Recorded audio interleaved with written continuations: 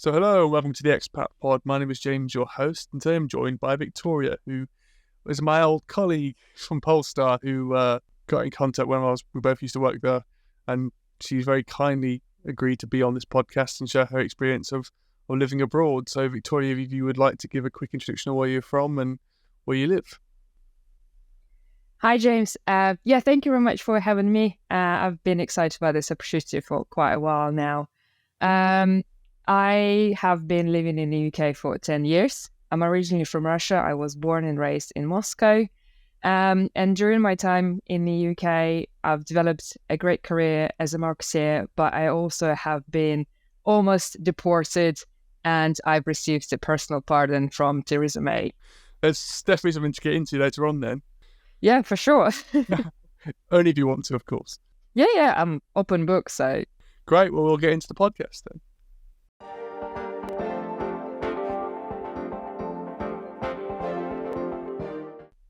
So hello, and welcome to section 1 of the podcast. A lot getting there. So Victoria, you've mentioned you obviously came from Russia. You've been here for 10 years now. What was it like when you what did you need to do in terms of leaving? What was the reason for coming to the UK? Well, I guess for disclosure, it just would be good to say that I've actually never planned to move to the UK. I was quite happy in Moscow. I had a really good job. I've just finished university. And my first exposure to working with English-speaking people was during my time with Cirque du Soleil. And once my contract with them have been finished, I started looking for companies that would be international companies because it was perceived that they would pay more money whilst in Moscow. And it just appeared that my English language wasn't good enough. And so my mom offered me an opportunity to come to the UK and learn English language. So I'm like, yeah, let's do it. And so in 2011, I have arrived to the Manchester airport and got picked up by a taxi driver and got taken to Leeds, where my journey with Leeds English Language School has started. And then during my 6 months being in the UK and learning English, I was traveling every single Friday on Megabus to London to see my friends, and then I would go back on Sunday. And during that time, I met my ex-husband, with whom I fall in love, and we've decided that we want to be together. And we started application process for me to come and stay in the UK, because at that point he was more established in the UK. He had a job, whilst I didn't really have much to lose. So yeah, we started a spouse application. And in 2013, 10 years ago, I came to the UK on a permanent basis and started looking for a job. Wow. So your entry in this was, you said, on the spouse visa. What was the process like in terms of getting that? Did you have to obviously go back home to then come back in again? Yeah, it was painfully romantic. My ex-husband and I decided to get married. We got married in Moscow because I felt very strongly about him being introduced to Russian culture, to get to know my parents, to get to know my friends. And he was received very well, even though he didn't speak any Russian at all. He's British. But we got married and spent a wonderful honeymoon in St. Petersburg. And then we applied for the spouse visa. Whilst he was in the UK, I was in Moscow. And it took us a whole year to go through the process, to get the visa. And we did obviously the application process was hideous. It was about, 200, 300 pages that I had to submit for the application, including proof that we actually in a real relationship. So I had to download the WhatsApp chats, the recording of Skype chats that we had, just to prove that we've been having regular contacts. And then, it was successful. And so in June, I have arrived to the UK. Obviously, you're not with your ex-husband. Well, you wouldn't call me ex-husband, I assume. When you went for that period, did you have to then change a visa or look for a different kind of settlement status, or was it because you'd already been accepted, you were fine? No, so with visa application, we went through 2 years for spouse application. Then it's another 2 years of the second term spouse application. And then essentially you can apply for indefinite leave to remain, and then you can apply for citizenship. Me and my ex been together 8 years. It is unfortunate it didn't work out, but it was worth it. And I do feel like UK is my proper second home now. Of course. So you were settled then, or indefinite resident by the time that happened, which obviously is a great shame. And yeah, so I have a dual nationality, which is quite interesting fact that I don't know if many people know, because one of my best friends, she actually lives in Germany, and she is now going through the citizenship application. But in Germany, you have to abandon your other citizenship if you want to become a German, whereas in the UK, you don't have to do it, which is very smart because one of the reasons that I've been told the United Kingdom does that is that if I were to break a law, like very significantly, I were to break the law, United Kingdom will release me of my citizenship and send me back to Russia, which is quite clever, because if you are not a very good citizenship, why should taxpayers, pay for your being in the English prison? Like, go back to, where you came from, essentially. before you moved, or before you obviously kind of came over, you came for the course in Leeds. Did that provide you with accommodation, or did you have to find that before you started your 6-month placement? Yeah, no, everything had to be found. But I had a person who helped me with all of this. Obviously, like the additional money were paid. But it was great. I stayed at the student accommodation, which is nothing like the student accommodation in Russia. So I was like, wow, okay, this is posh. And I guess you asked me about my first impression of the UK, and I found it being incredibly friendly country with lots of international people, but everyone was very kind to me. And actually, on the first day of me arriving to Leeds, I went for a walk because I wanted to have some food, so I was looking for shopping, and I got lost on my way back. And some of the guys just helped me out to find my way back. It was very strange because they were obviously asking me where I stayed, and I was like, well, it's the student accommodation. Like, what do you mean to say? At that point, I didn't realize how postcodes important in the United Kingdom. In Moscow, everything based on the street rather than the postcode. Postcode doesn't actually have such a value like it has in the UK. And I didn't realize that. But I found my way back, which was great. And I never had any issues in the UK. I've listened to some of your podcasts, and I've noticed a lot of expats, they share the feeling of making friends mainly with expats like them, which is not really a story with me. All my best friends that are British. I have only few that are international friends. But I guess when I moved to the UK permanently, I was very adamant to make sure that I do the best to be accepted by British people, because it was my choice. So I kind of felt like it was my responsibility. So for the first 5 years, I didn't speak any Russian language unless it was with mom. I didn't read anything in Russian. I didn't watch any Russian movies. Everything was in English, just to make sure I can feel the culture as much as possible. And I always worked in British companies up until Warburg and then Polestar lately. And is there anything else you needed to kind of do before you moved, obviously, to the UK? Obviously, you came before to get the English language to a level you needed to work. You obviously had accommodation with your ex-husband, in terms of, I assumed you went to live with him. So that was an easy thing to not have to worry about. The visa situation you've talked about before, but was there anything else you needed to kind of work out before moving away? From the perspective of moving from Moscow to the UK, the step itself was easy, apart from trying to decide what I'm going to bring with you. So that was like the most difficult part. And actually, even though I didn't necessarily have to sort out the accommodation before I came to UK, psychologically, in a way, it was difficult for me because in Moscow, I had my own apartment. I've never rented in my life, and I don't want to come across as a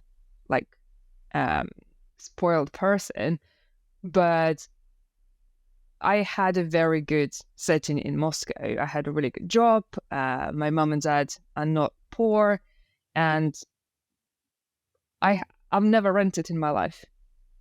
And so when I came to stay with my ex-husband, naturally his mom and dad said, well, you can't stay in our house, you need to start renting. And I was like, what? Like, this is new. But we found a place, we rented, and then we've bought a house, then another house. So it was just about adapting to kind of savings and learning how, to be independent in a kind of different country environment. But and actually, like, the first 6 months were very difficult to adjust. I remember we had our first argument because I felt like very hopeless. I couldn't find a job. I was going from interview to interview, and I felt like the companies who were interviewing me, they couldn't relate to my experience that I had in Moscow. So whatever I would say didn't really count. And I was just getting so frustrated. I was like, but I have all this great experience because I've graduated as a programmer. I had a great marketing experience. I worked with international people. I'm like, how do you not see it? So that was frustrating. And then, of course, the pressure were building up because we were living in our own place. We only had one salary at that point, which was his. And we wanted to have this, we were finally together. We wanted to have this honeymoon experience. We wanted to get out. We wanted to drink. We wanted to party, and we couldn't afford it. And I think that kind of pressure builds up a little bit. And at some point, I just bought a ticket back to Moscow. So I'm not coming back. I can't do this. And I flew back to Moscow. And I spent a weekend there. And we spoke. He's like, "Come on, we can go through this. Like, we can do it." And I was like, "Okay, deep breath." And I went back. And we made it work. I guess is a lot of that down to when we get emotional, we tend to get emotional in our first languages, and obviously you having a different first language to your husband, articulating arguments when your emotions are higher are much difficult. So was a conflict of communication a big part of that as well? Yeah, I think now looking back, I think it was, and I think you're totally right in what you're saying.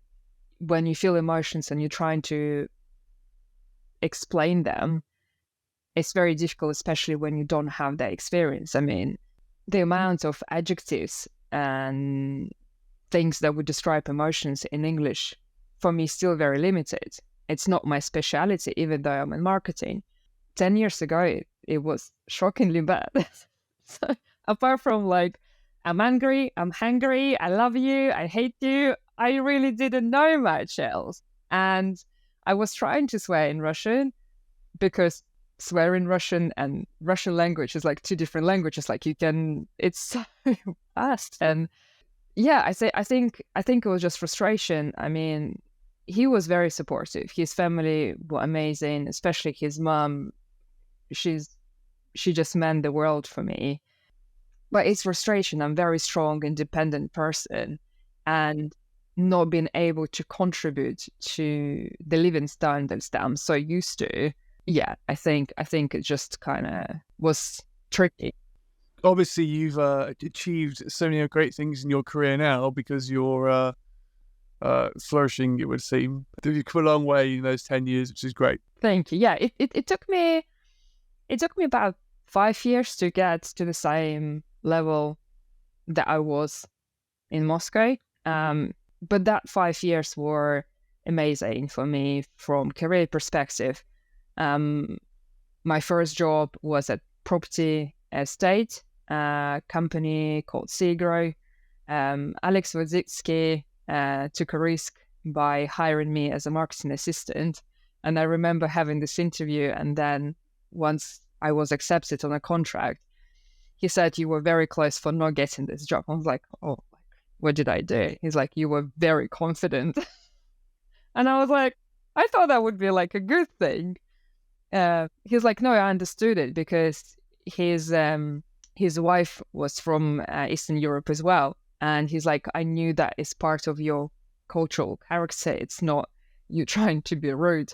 But that comment of being rude kind of being carried on with me for a very, very long time. And a lot of people would say, Victoria is very hardworking. She's very passionate about what she does. She's always looking for innovations, but she's very direct. And I'm like, I'm not direct, I'm effective. Like, come on, guys. It's like good qualities to have in certain situations. Yeah. So, but I got to learn, like first 6 months, again, being in the UK, I was continuously told that I have to say please and thank you. And I could understand at that point, I was still translating things in a very direct way. And so if I wouldn't use please or thank you in Russian sentence, I couldn't understand why should I do it in British settings. And I was like, well, if I'm asking you to pass me a salt, like it's a question. You either can pass me the salt or you cannot. So when you do, I'll say, thank you very much, James, for passing me the salt. But at the beginning, I was like, why should I say please? So it was, it took me time to get used to it. And then my marketing assistant job with Segro had to come to an end for different reasons. And I joined Run Group, which is one of the largest casino chains in the UK from retail perspective. And I joined them as a CRM executive. And that's when I think my proper career development started. I loved it because that job provides me with the ability to use my analytical skills from programming perspective. I would build different HTML emails, and I would test different things with them. I would think about personalization, but I would also work with data segmentation and like a psychology of trying to predict how the person would react on email that I would send to them. And during that time, I've been doing some research. My ex-husband was traveling a lot to Europe. And I was like, well, I'm on a visa, but I want to travel with him. Like, why should every time I want to go to Europe, I have to apply for a separate visa? Because that's the thing, even though UK was part of EU at that point, if you are on the UK visa, that doesn't mean that you're allowed to go to... Yeah, it's not Schengen, is it? Exactly. So every time I would need to go to travel, I would have to apply for the visa, which means all these really cool deals, £100 for return tickets and accommodation to Italy. It just wasn't available for me. And somehow I've been doing research and I found that there is this thing that you can apply for. It's called EU ID card. And I kind of read through the documentation. Everything sounded fine. And so I have applied. And a few months later, I'm receiving rejection. And they explain why that card has been rejected. And the reasons were that in order for me to apply, my other half would have to spend significant time in Europe, and I would be able then to travel with him, or like half of his business, for example, has to be based in Europe. So just because he's a frequent traveler doesn't really mean that I have the right to apply.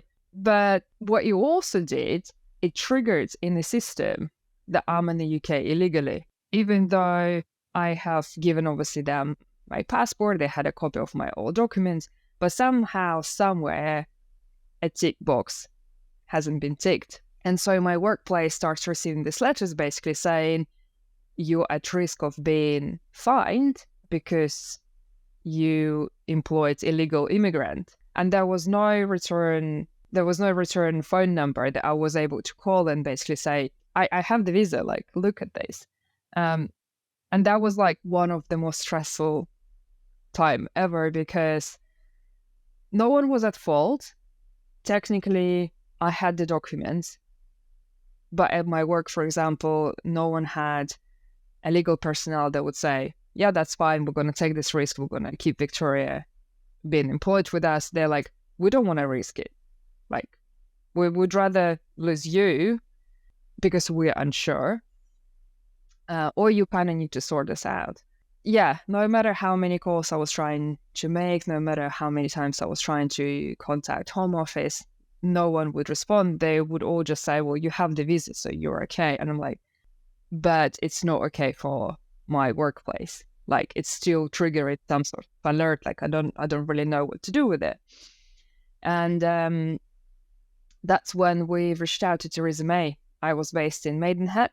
We used to live in Maidenhead, and we have reached out to her personal assistant. We explained the situation, and I don't know how, I don't know why, but they contacted the Home Office, explained the situation, and within a few hours, I received an official Home Office letter saying, you are okay to stay in the UK, your documents are fine.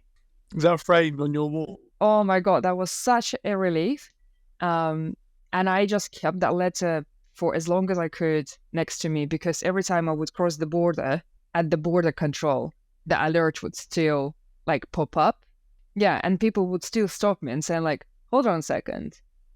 There is like a red flag next to your name. I was like, right, again. And I was traveling a lot because my granddad, he lives in Berlin. So I would go to Germany on a frequent basis and the whole family would meet up there. So I'm not a new person to the border control people sitting there thinking, I haven't done anything wrong. Please, can you like let me through? That's quite the story, but I'm assuming it's okay now. Yeah, I've got passport now, so it's all been sorted ever since then. And actually, I think on my second and the third time crossing the border, actually going back from Germany, a custom border officer, he said, you know what, hold on here, I'm just finishing my shift, but I'm just gonna sort this out situation for you because this is not fair. Like, you haven't done anything wrong, so let me just write clearance for you moving forward. And he did, and thanks God, like I was ever so grateful because it stopped after that. Was it a database not to another database? Write there an API or something. Perfect. Well, is there anything else you needed to do before, I guess, kind of moving to the country and getting settled? Was there anything else you needed to kind of work on, or should we go to section 2?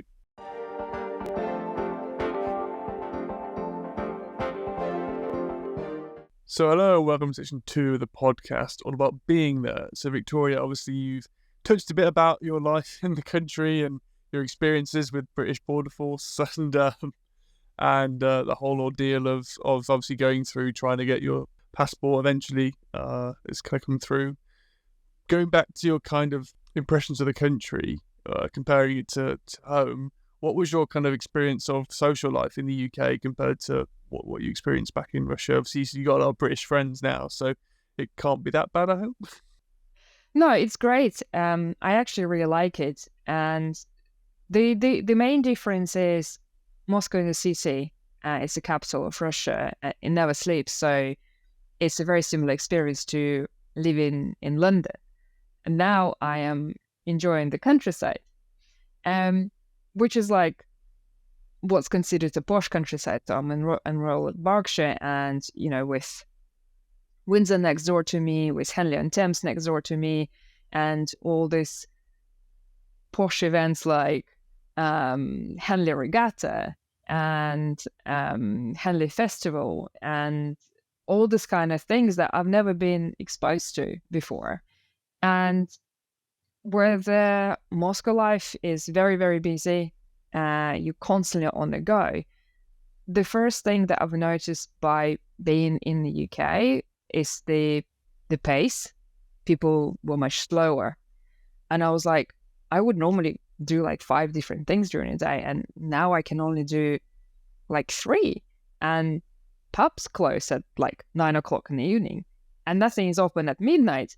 There is no nightclubs, and like no one is drinking until 4 o'clock in the morning. And I was like, what's happening?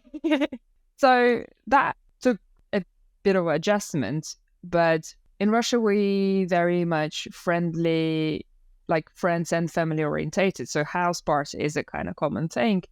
And so I started being invited to some of the house parties, especially during summer barbecue. It was amazing. The one thing that I still think I cannot really adjust is the pub culture here in the UK. It's so strong.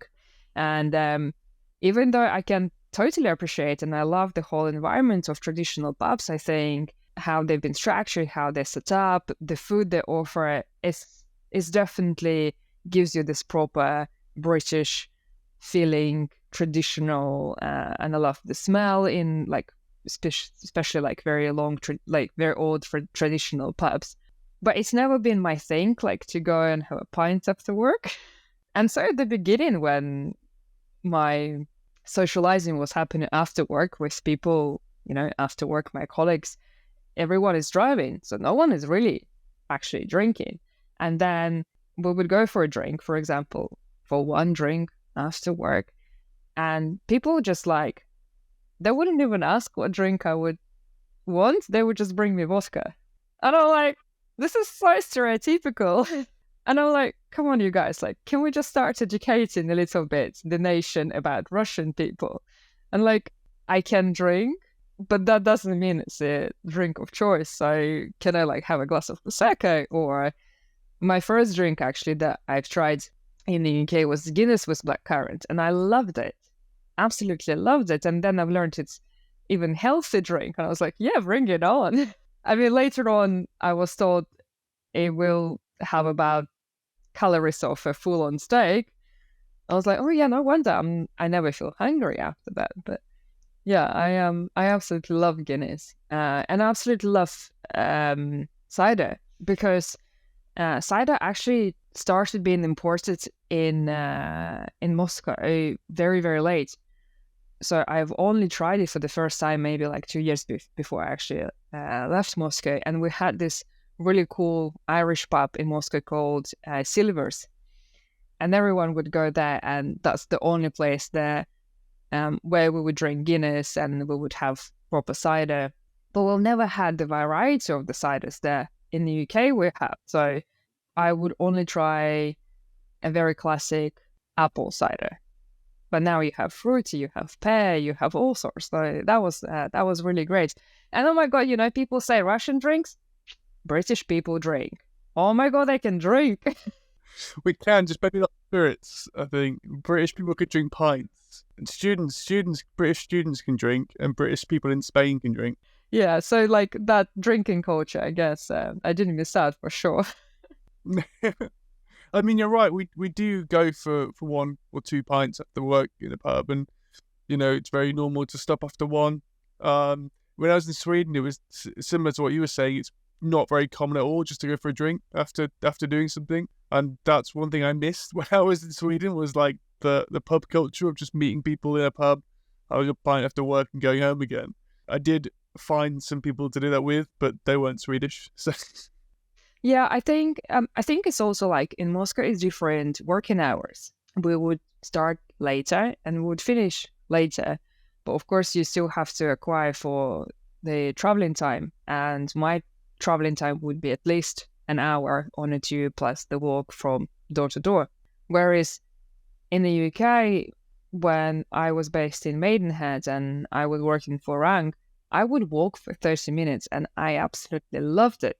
especially now, obviously we're recording podcasts in November, and it's getting nice and crispy outside. And people are like, Victoria, you can't go for a walk. I was like, I love it. Like, providing it's not raining, I love it. But I do miss snow, like big time. Really do. So the plan for upcoming few months is hopefully get the car and maybe drive up to Scotland, because I've heard it's beautiful when it's snowing. Yes, you might get stuck in some places. The roads aren't exactly perfect in parts, but make sure you plan where you're going to drive. Well, maybe I'll come back for another podcast with recommendation.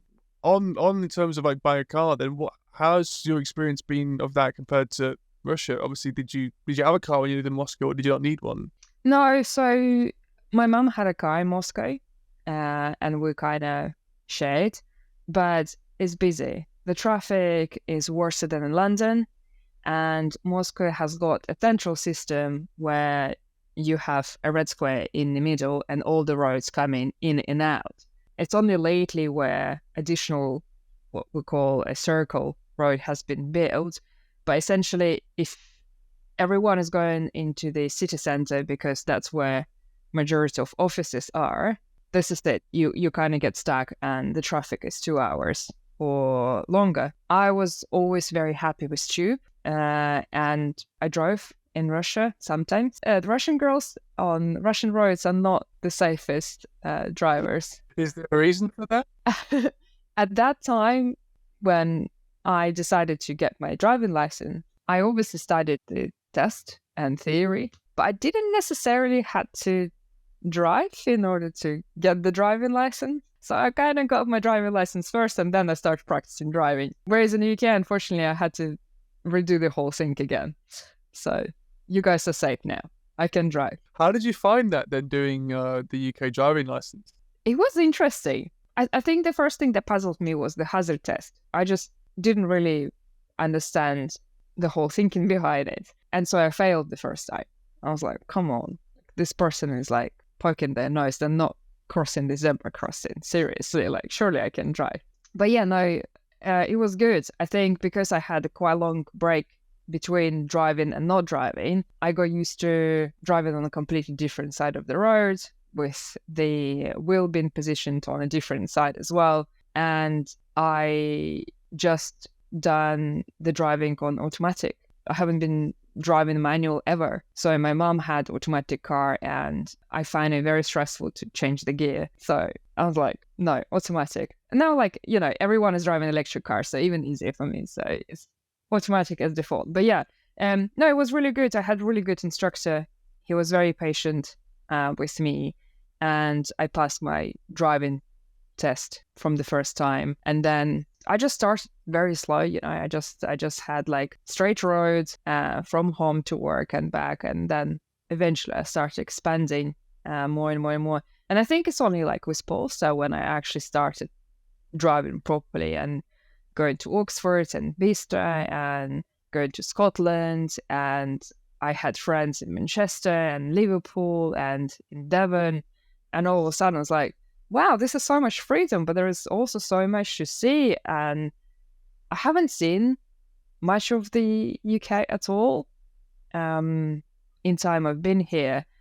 And in the past 3 years, I started exploring it. And it's such a beautiful country, such a amazing and different. And it just puzzles me how one island, not particularly big, compared to Russia, for example, but it has got so much character. Scotland, you have mountains, you can even go skiing there, and it's only like 6 hours away. You can drive from me to Scotland in 6 hours. It's like nothing. In Russia, if you want to go to the closest seashore from Moscow, that will take you 2.5 days. Oh, wow, really? Yeah. So it used to be quite common to take a car and go to Sochi, but that's 2.5 days driving. I used to go to my grandma every summer, because the schools holidays in Russia, they're 3 months. They start in May, and then you come back to school on the 1st of September. And so a lot of people who live in Moscow, they would have their siblings and their family scattered around Russia, and it was quite common for children to be sent to their grandmas. And my grandma used to live beyond the Ural Mountains, and it would take me 8 hours on a plane to get there. Oh, wow. That's like, same as, I guess, flying to the States from here. So, Yeah, exactly. what a significant distance. So for me, just not that I do it on a daily basis, but just the feeling of having a beach. I mean, my closest beach is about an hour and a half away. I go to Chichester, absolutely love it. It's Pebble Beach, but for me, it's absolutely fine. And then you go to Devon, which is one of the most beautiful beaches in the world. And that's 5 hours away. And then 5 hours different direction, and you are in the mountains. So in that way, I feel very privileged, to now being a citizen of the United Kingdom. I mean, the best beach in the country is Formby, just saying. Okay, is this where your mum lives? It's where I grew up, yeah. Oh, there you are. Yeah, I spent my parents still live there. But during COVID, I actually moved back home for the initial 3 months in the end, because I had a flat with no outdoor space, and my parents had a garden and lived a 1 kilometre walk from the beach, which is full of sand, and it's very nice. And it's not far from Liverpool. So. Amazing. Yeah, well, I should definitely visit. Like, there is still so many places I haven't been to yet. Yeah, well, on that, what's your favourite part of the UK you've been to so far? Or is it too hard to say? I think I still love Devon a lot. I've been very fortunate to explore South Devon. We used to go there every year. We actually used to have an apartment in Devon. It's just beautiful. And as soon as you can find a little private beach that, not everyone can go to, the sea just makes everything better. I mean, I don't really know how more describe it, but in addition to it, in not far from Dartmouth, is it Kingsbridge or Kingsway? I think might get it wrong, but there is a house that Agatha Christie used to live in. It's summer residence of Agatha Christie, and it's my favorite author. And again, being next, it's a bit romantic, but being next to the place where one of my favorite ever authors used to live, just made that whole part of the UK very much special. Yeah, can you stay in that? Is a hotel now, I believe? No, I think it belongs to National Trust, so you can go and visit. Maybe that's it. I don't. So Bath must be a place of yours which you like a lot, because obviously a lot of Agatha Christie's there as well. I'm not sure, but it's beautiful because of the Romans and the history there, and obviously like the whole the spring architecture, and how it's been structured. That it's just fascinating. Plus, I have one of my best friends in Bristol, so for us it's like a midpoint. Yeah, Bristol's also good fun. I guess there's something good. Every city, as you said earlier on, has its own kind of uniqueness. Yeah, as well as accents. Yes.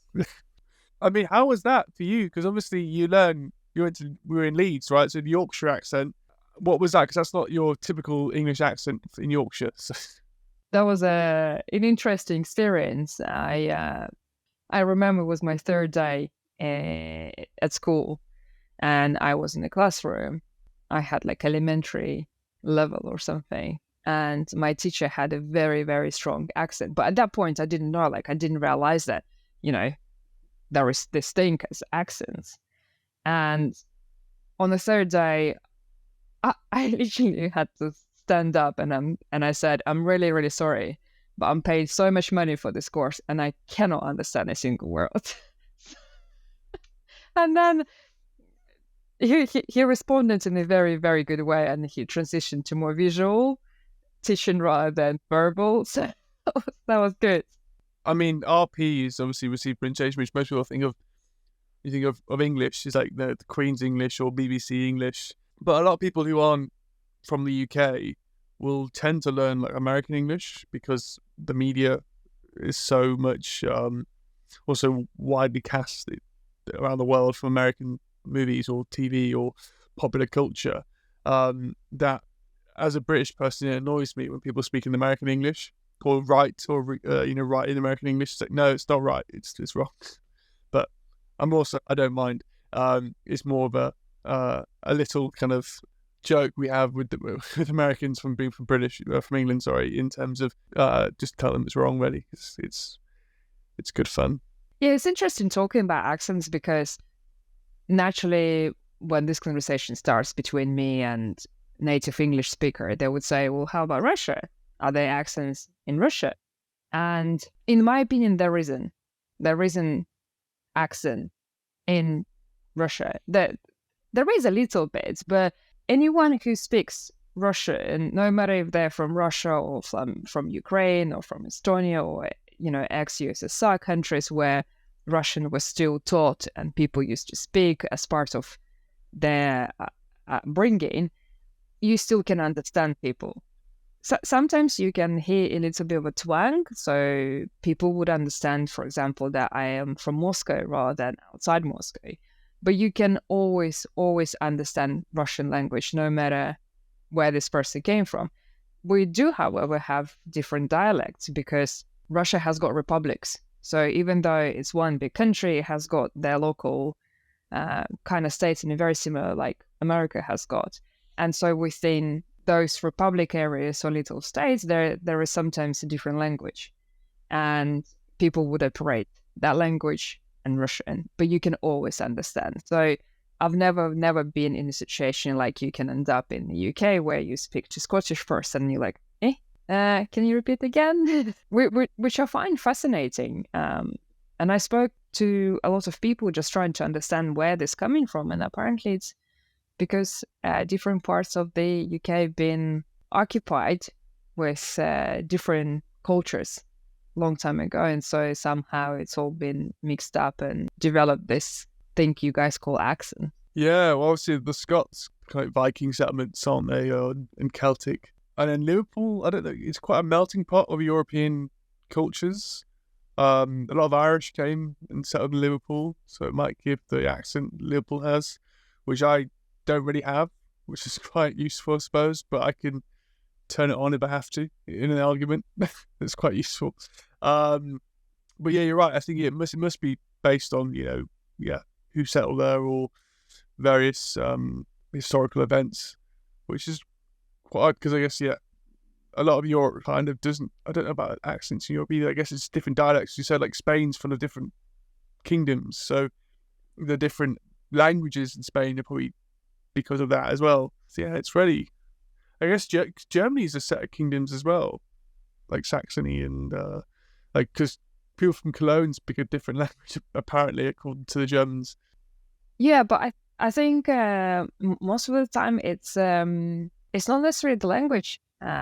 Based on what I know, it's more kind of slang that you use. So, like, I guess it's partially dialect. I don't know. We're gonna have to research it, right? So yes, I'll come back to that one. Well, unless if someone knows, please let us know the history of the languages and how they. Or I'll watch a YouTube video about it.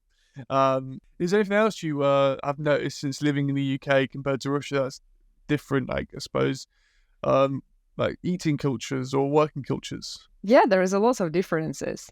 I think it's quite fascinating because the cultures are different, but people are the same in a way. They just speak different language. In Russia, the working culture is much more dictatorship, I'd say, and you constantly feel unsafe and insecure in your position because as an employer, you're not protected really at all. And so if your boss, in a kind of bad mood, they can come over and say, you're fired and you're gone. There is nothing really you can do. And so in that perspective, it's a little bit challenging.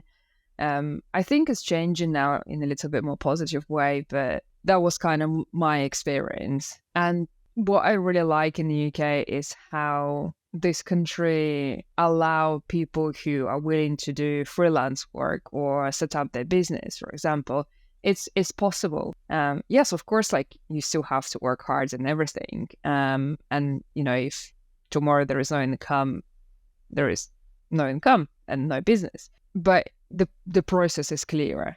I remember Minadora was mentioning in the podcast with you that when she came here's a contractor. She had to set up a limited company, and now she can use umbrella.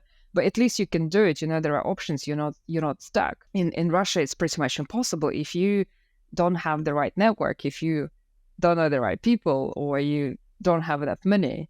Don't even try. And I think that was the first thing. It's, for me, life here is better. Of course, I miss Russia, and it's still the country where I was born, and I love it for its architecture and different cultural things, and how resilient the people who are born and raised in Russia, sometimes not for the best reasons. But I found British people much more accepting. I never felt like I had to make friends with my boss in order to stay at a job. I always felt I just need to work hard. I just need to do my job, and I need to be good at it. And so for the first time ever, being in the UK, I felt like if I really learn something, if I know how to do things, I can do it. I can do it well, and I will be appreciated for it. In Russia, I always thought like, okay, how can I cheat?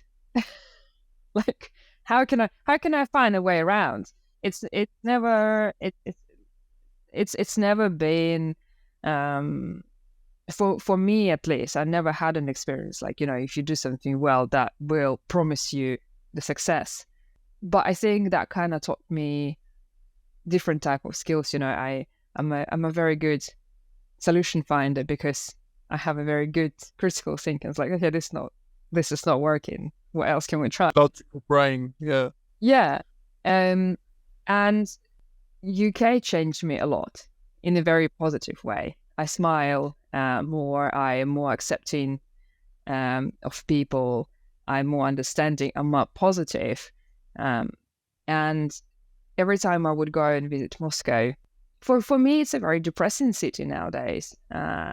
Again, for different reasons. But one of the examples, last time I went to Moscow to see my friends, it was kind of like the girls' reunion.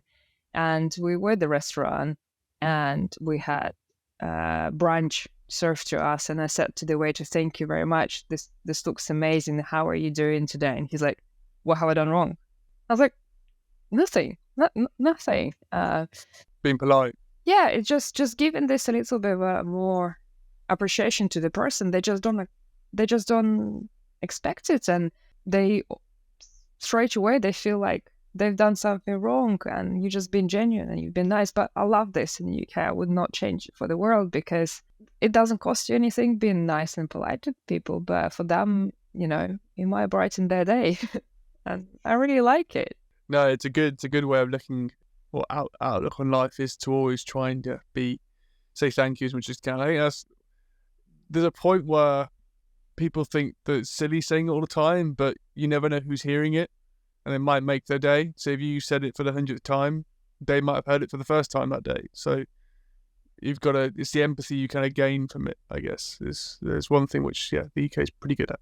Wonderful. Is there anything else you want to talk about being in the country before we go on to the next section? I think you guys are touching a lot on the food topic, and there is one thing that people find incredibly strange about me.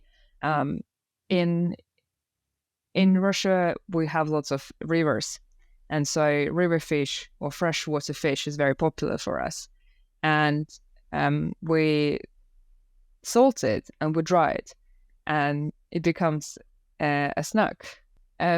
So normally, if you come to a pub in the UK and you see people with fish and chips and maybe a steak or something and a pint, in Russia, you quite often will find people with dry fish, which I think, yeah, exactly. And I really miss it. And of course, like everyone can say, "Oh, just go and order it on eBay and everything."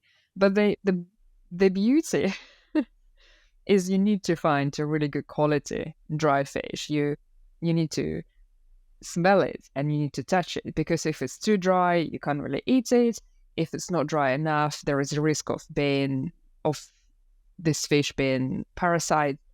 And if you are able to examine the fish, you can also find caviar in some of them, and oh my god, that's completely different delicious snack. So yeah, every time people hear that story from me, they're like, okay, if you're gonna eat this, don't come close to us. Because I didn't have a single British friend that I would offer to try the fish and they would love it. They're like, no, thank you. No. But I guess like maybe you had a similar experience with salted licorice in Sweden. Yes, and they also have rotten herring or fermented still. But I don't eat fish, so I get to avoid that one. But the licorice, yes, I'm not a fan of licorice at all, but it's very, very popular. It's popular in Germany as well, which I found odd. I think, like the salty fish, it's licorice, like a children's snack. And it's not. And Denmark as well. I think it's mainly Northern European countries do seem to enjoy licorice root or licorice in general, which I think it's like Marmite here. You either love it or you hate it. Yeah, I'm not a fan. Sorry. Yeah, that's one not for me. Yeah. I mean, I'm not a Marmite fan either. No, there's better things you can use yeast for, like beer. So wonderful. If that's everything for section 2, then we can go into section 3. Yeah, let's do it.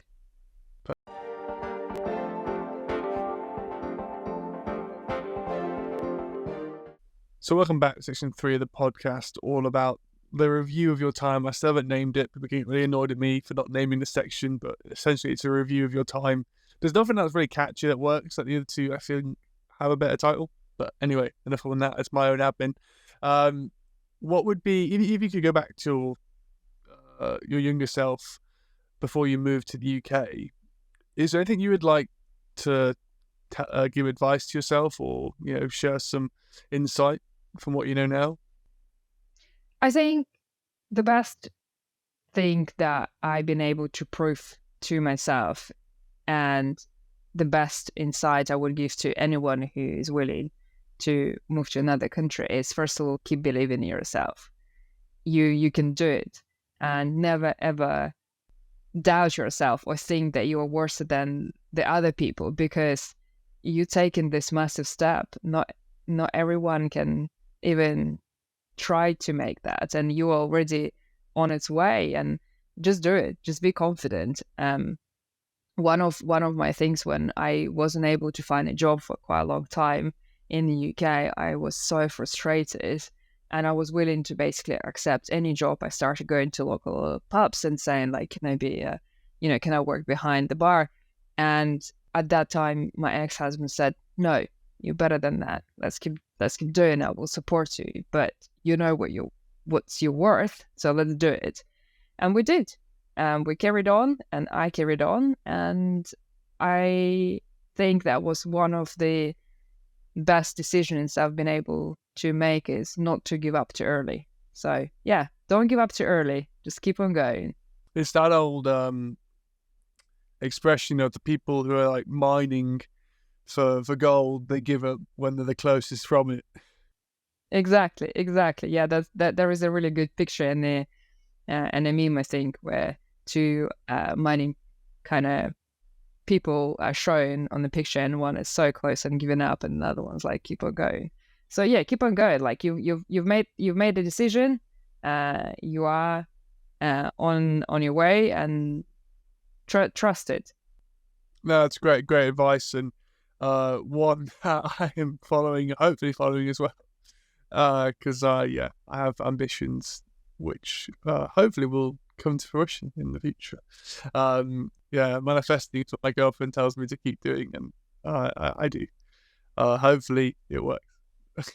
If it doesn't, then oh well. I'll have enjoyed the journey. Is there any advice you would give to someone who wanted to move to the UK specifically? I would probably say grass not always greener. And so if you are moving to the UK or to any other country, just be very clear why you're doing it.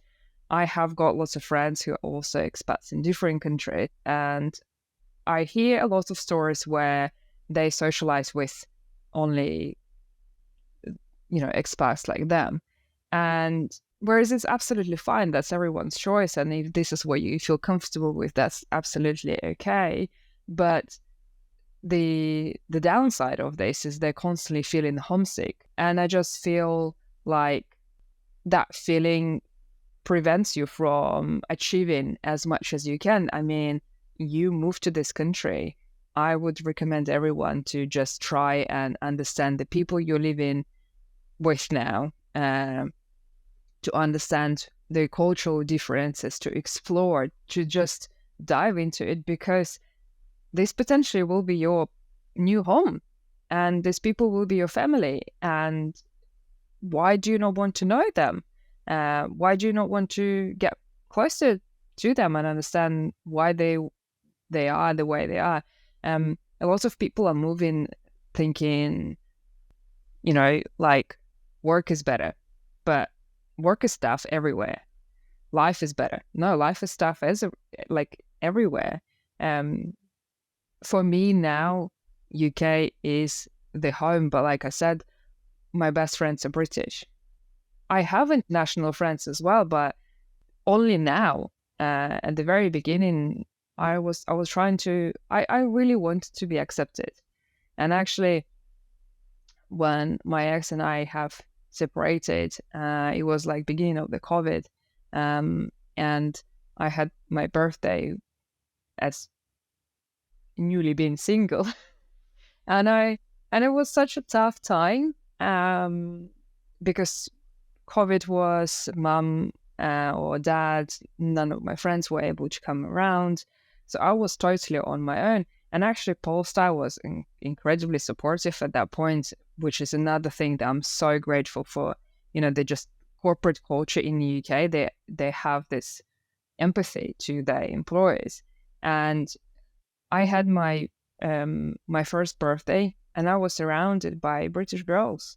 And I cried because that was the first time when I knew I was accepted for who I am, not because I was a wife of a British person.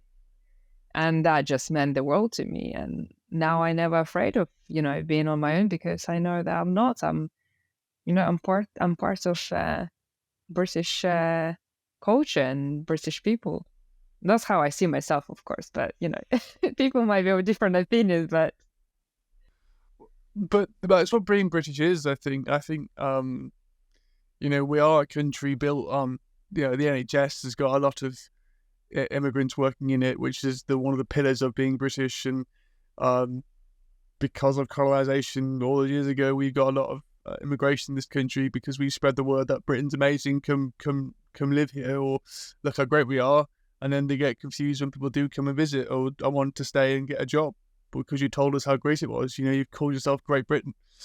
Not many other countries give themselves a prefix like that. So, and it's you look at all the big cities in the UK, they're all multicultural, they're all diverse, but they're all incredible because of those reasons. I was very lucky to grow up in Liverpool, which is quite a multicultural city. You get a lot of influence from all over the world being there. Same in London and Manchester and everywhere else.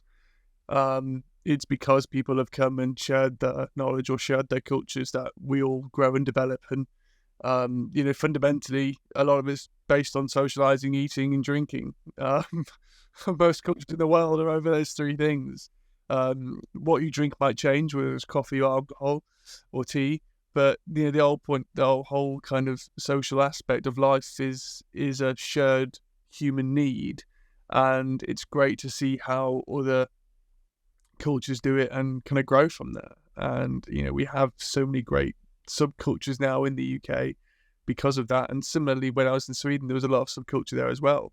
Parkrun was a thing in Sweden, which is quite a British thing, and a lot of British people were doing it, but it's a good point for me to go for a run and do a 5k on a Saturday. I really, really enjoyed that thing as well. Yeah, absolutely. You're absolutely right. And who are the best people to ask about, where to go and what to explore than the local people? That's why personally, every time I go on holiday, I try to start talking to people at the bar or restaurant, people who are serving me, because they know. Yeah, it's a very good tip. If you can befriend them, you will know all the best places that no one will ever talk about, and they will even give you a tip, like go and ask Marcos in the restaurant next door, and he will give you the best Negroni you've ever tried. That kind of style. So yeah, so I think that's my biggest thing is, do try when you move to another country, make sure you are very clear on your objectives for the move, so then no regrets, no false expectations are left behind, and do try to socialize with local people and people from that particular country. Yeah, that's a very good point, and hopefully the locals will socialize back with you. Well, why not? If you are honest and genuine, I'm pretty sure they will. Or maybe I wasn't honest in Sweden. No, I did make some Swedish friends. I do joke about it. Some of my good friends are Swedish. But it did take some time just to break through the kind of barriers. Whereas I think British people will be your friend first and then back off. Whereas Swedes will back off, and then be your friend. But that's part of the culture. I mean, at the end of the day, you don't let everyone through your house door. You maybe first get them to the kitchen only, and then offer them the coffee, and then maybe after a few more times, there is a barbecue together. It's a very good point. What are your future plans? Do you want to stay living in the UK? Do you want to keep going, live somewhere else? Do you have any kind of ideas of what the future holds, or is it completely open door? I mean, never say never. But I don't think I can do another move. I'm settled. I have a man in my life that makes me very happy now, and I am finally feeling like I'm living my life. I'm allowing myself go out and do things and explore, and every single day is a learning. So the future plans is just to enjoy myself a little bit. I'm learning and developing myself from the professional perspective. So that I only just came back from the Web Summit, which I absolutely love. It's definitely my crowd. But yeah, 3 years ago, I had a very solid plan that didn't work out, and it was a pivotal moment in my life from a very positive perspective. I will never change anything. I would never want to change anything. I accept the past as a past. It makes us who we are, and I'm grateful for whatever experience. I wouldn't want to repeat that story, so I am settled in the UK. I might move to a different, county, but no, I really like it here. I just wish maybe summer lasted a bit longer, but don't we all? No, I am settled currently. I don't have plans to move anywhere else. I'm very happy. I'm happy where I am with career. I know what I would specialize in. I'm investing more into psychology now because I feel like it's a good field to be mixed up with marketing. So now I have analytical perspective from programming backgrounds. I have marketing perspective from 12 years of experience. And now I'm turning a little bit towards the psychology. And yeah, I'm just excited to see what the future holds. And well, that's incredible. And I'm sure you'll achieve everything you want to achieve because you've already achieved so much so far. So, I mean, no matter what else you do. Thank you. That's very kind. Thank you. Wonderful. If there's nothing more to add, then thank you for agreeing to be my guest, and thank you for spending your evening talking with me about your past 10 years of living in the UK. It can't be easy. Obviously, it's not all positive. It's a mixture of emotions throughout the entire journey, and it can be quite emotional to think back through all those times. But just thank you for being so honest and open, and I've really appreciated your time and learning a lot from you about your experiences. No, thank you very much, James. Thank you very much for inviting me and spending, your evening recording this podcast and obviously, creating it all. But I also think you're doing an amazing thing by letting people to talk through their experience, because I think this information is invaluable. I'm listening to your podcast and I find it fascinating, the stories that people go through. I was like, oh my God, I could never imagine. So yeah, thank you very much for doing this. I know it takes time and effort, but yeah, I'm seeing the bright future for you, for sure. Thank you. I appreciate it. And as always, if you did get something from the podcast which you really enjoyed or was valuable to you, please do let us know in the comments about what it was, and we can, if you have any questions as well for Victoria, I could forward them on or find a way of getting them answered for you. But yeah, so hopefully you're listening many times. And if so, we'll see you next time for the Expat Pod.